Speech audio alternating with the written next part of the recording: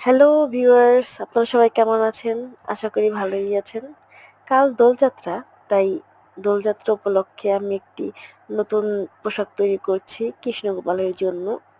একটি গোলাপি রঙের কাপড় নিয়েছি, রাজপোশাক, এবং জামাটার নিচে সুতি কাপড় দিয়ে দিয়েছি যাতে গোপালের গায়ে পুঁতিগুলো না লাগে। দেখুন, পুরোটা সেলাই করে নিচ্ছি।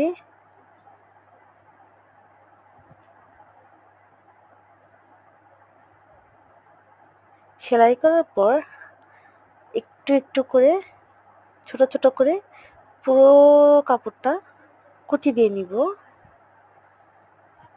নিচে একটু লেস লাগিয়ে নিব।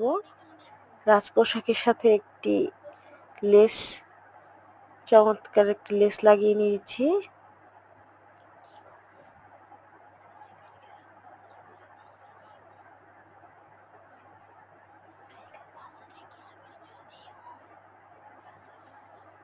দেখুন লেসটা লাগানোর পর কত সুন্দর লাগতেছে। তারপর ধীরে ধীরে ধীরে ধীরে পুরো কাপড়টা আস্তে আস্তে কুচি দিয়ে নিব।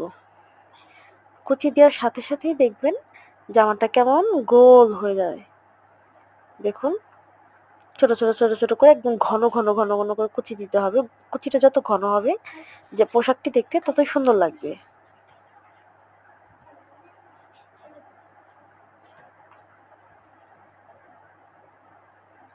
দেখুন জামাটা গোল হয়ে গেল। এবার জামার উপরের অংশ বানিয়ে জামাটার সাথে লাগিয়ে নিলাম, আর কোমরে একটু ফিতা লাগিয়ে নিয়েছি।